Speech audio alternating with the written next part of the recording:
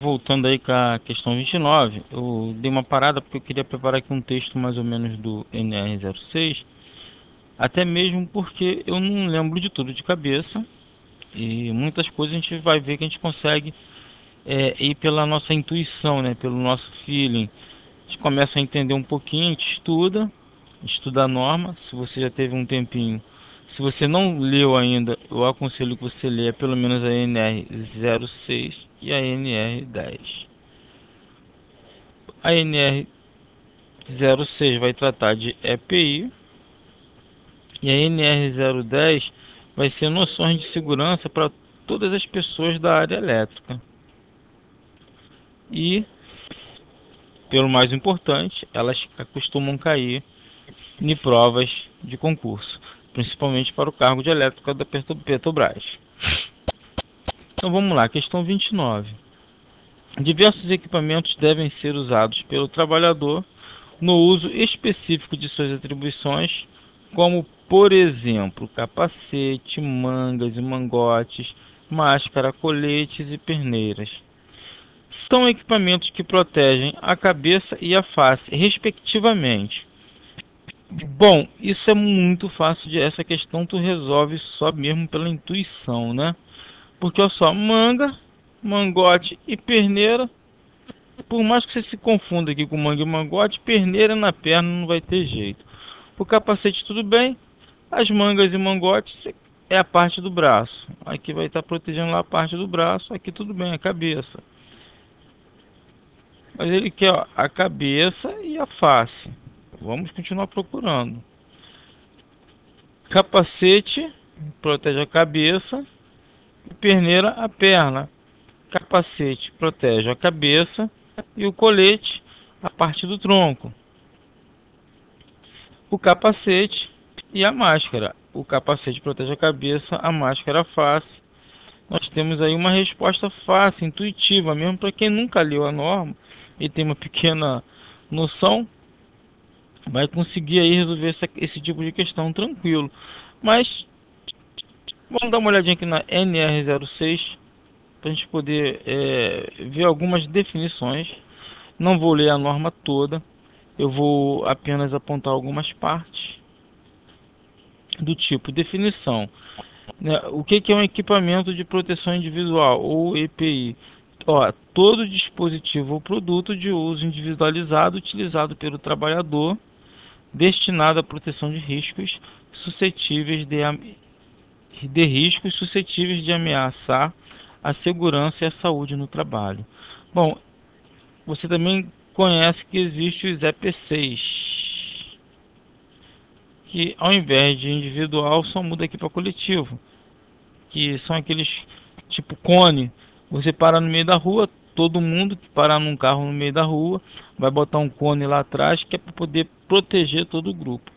Isso seria a ideia de equipamento de proteção coletiva. Caramba, estou um pouquinho resfriado. Entende-se como equipamento conjugado de proteção individual todo aquele composto por vários dispositivos, né? Quando você tem um cinto e o cinto de segurança ele vem acompanhado do talabarte, que é aquela peça que é aquela parte que dá a volta no poste e o cara trabalha lá seguramente em cima de uma escada sem cair.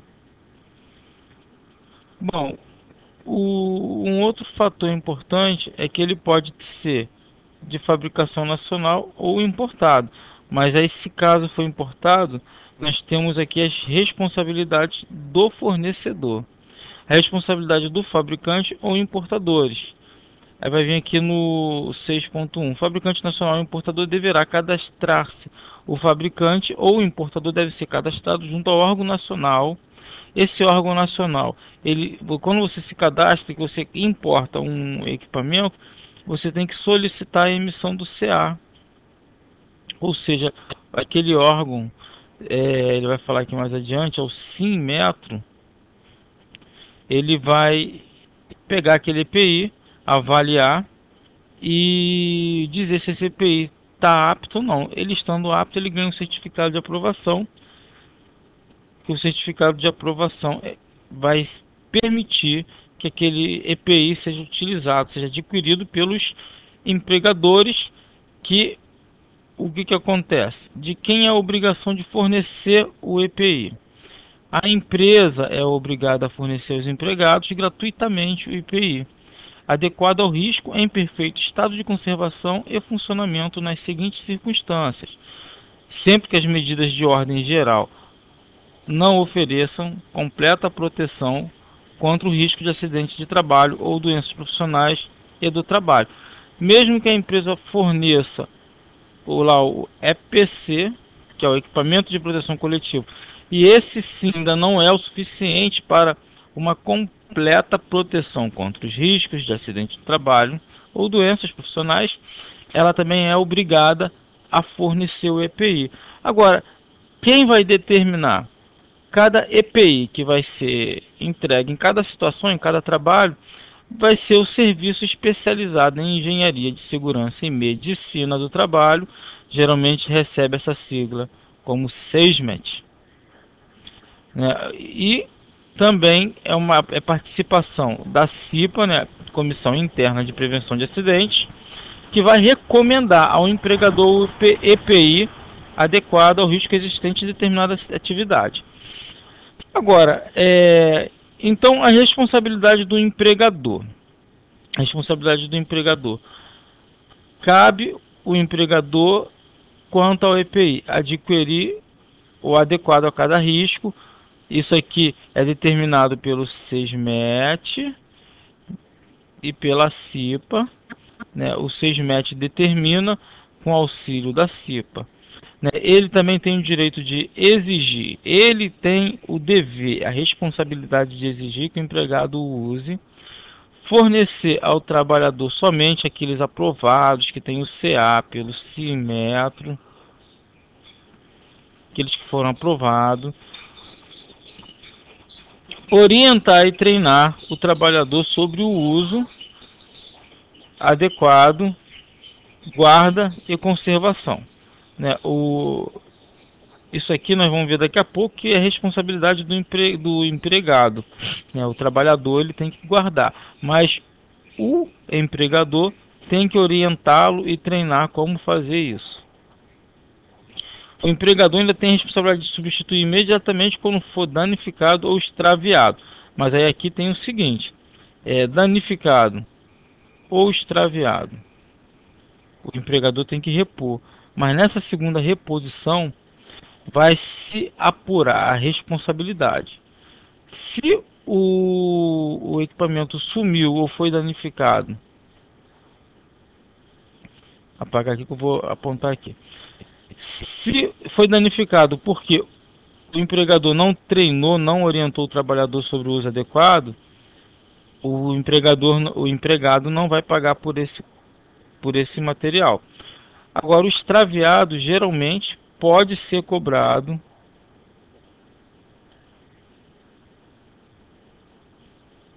do empregado. Isso aqui até como uma medida de proteção contra o empregado, a favor, né, do empregador, porque senão o empregado vai receber essa porcaria, vai vender todos eles e o empregador vai mandando, toma, toma. E o empregado só vendendo na feira o EPI dele. Então, isso aqui geralmente, a não ser um caso assim de que o carro foi roubado, levou todo mundo trabalha dentro de um caminhão, por exemplo, né? Aí tá todo mundo ali dentro do caminhão, os seus EPIs ali dentro, e o caminhão foi roubado. Aí nesse caso, o extravio não foi proposital. Agora, danificado, o empregador treinou o cara, orientou direitinho sobre o uso adequado, e mesmo assim o cara danificou, também pode ser cobrado do empregado. Isso aí existe já jurisprudência a respeito disso, né? O empregador ainda tem a obrigação de responsabilizar-se pela higienização e manutenção periódica e comunicar ao MTE qualquer irregularidade observada. Essas irregularidades observadas é quanto ao uso, né, o mau uso ou uso indevido, ou até a falta de uso por parte do empregado. Ele tem que comunicar ao MTE, ao Ministério do Trabalho e Emprego. Registrar o seu fornecimento, né, fazer aquelas fichas, livros, qualquer sistema eletrônico também pode ser aprovado, né. Isso aqui foi inserida em 2009 pela portaria 107, 25 de agosto de 2009. Então essas são as responsabilidades do empregador. Agora as responsabilidades do empregado é simplesmente o seguinte: utilizá-lo, utilizando apenas para a finalidade que se destina. Ou seja, se você recebeu um talabarte para uso com cinto em cima de poste, aí tudo bem, mas aquele negócio é resistente pra caramba, então o que que você faz? Você pega ele, amarra para poder puxar materiais pesados. Isso é um mau uso, né? Você não está utilizando ele para a finalidade. A finalidade dele é prender lá o cara lá, o poste está aqui, o cara fica pendurado aqui numa escada e o talabarte envolve lá o poste e mantém ele preso aqui para ele não cair enquanto ele executa qualquer atividade aqui em cima. Se você usar para outra finalidade, você pode ser passivo de uma punição, né? O empregado, no caso, pode ser passivo de uma punição, de um comunicado ao Ministério do Trabalho, inclusive até de demissão. Responsabilizar-se pela guarda e conservação. Aqui, ele é responsável pela guarda e pela conservação do equipamento. Você viu lá na frente que o empregador ele tem a obrigação de fazer a manutenção, de fazer a higienização, mas isso aí periodicamente. O empregado ele tem o direito, a obrigação, né, a responsabilidade de mantê-lo em bom estado de uso, né? No C aqui, comunicar ao empregador qualquer alteração que o torne impróprio para o uso.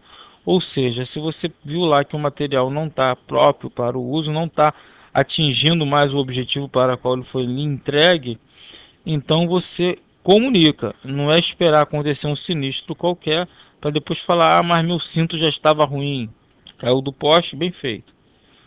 Cumprir as determinações do empregador sobre o uso adequado. Agora, vamos dar um pulinho lá, porque praticamente nós varremos aqui a NR10, a NR06 toda, nos aspectos mais importantes, que você não vai precisar decorar toda ela, você vai ter que entender essa mecânica.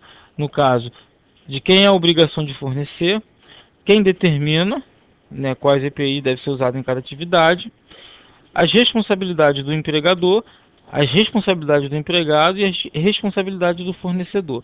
Isso você tem que ter uma boa noção a respeito disso. Depois você dá uma olhada na norma direitinho com tranquilidade. Agora, o anexo 1, lembrando aqui que antigamente essa norma ela tinha eram três anexos. Era o anexo 1, o 2 e o 3. Mas em 2010 derrubaram-se esse e ficou apenas o anexo 1, que consta a lista de equipamentos de proteção individual.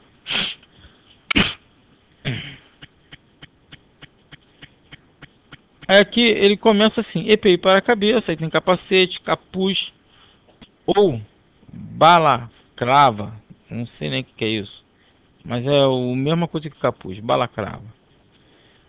Aí tem aqui as determinações.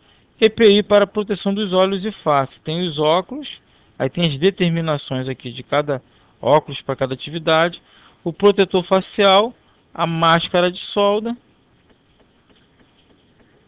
Aí agora proteção auditiva, nós temos o protetor auditivo ou protetor auricular. EPI para proteção respiratória, aí vai depender cada tipo de impureza presente no ar, né? Aí você tem o respirador purificador de ar não motorizado e você tem aquele motorizado. O não motorizado é aquele que a ventilação entra naturalmente. Você respirou, a ventilação entra naturalmente. O purificador de ar motorizado é aquele que tem um motorzinho para poder empurrar o ar para dentro lá da máscara lá que você está usando.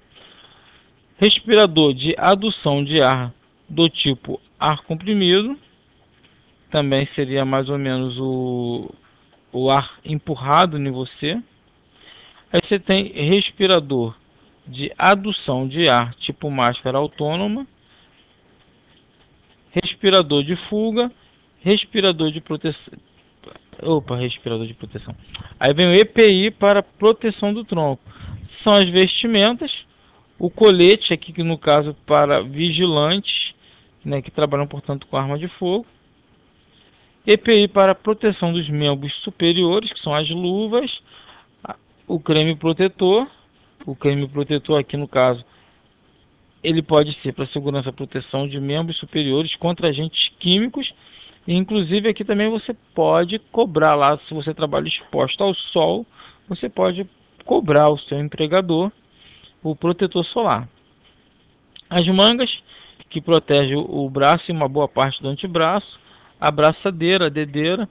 Lá nós vimos na questão a questão de mangote. A gente vai ver. Cadê o mangote? Eu tinha feito uma anotação aqui, será que eu não salvei? Não. Que o mangote, na verdade, ele é uma variação da manga.